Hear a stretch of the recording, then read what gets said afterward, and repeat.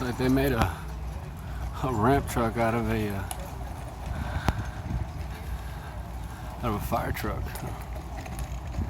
Pretty neat.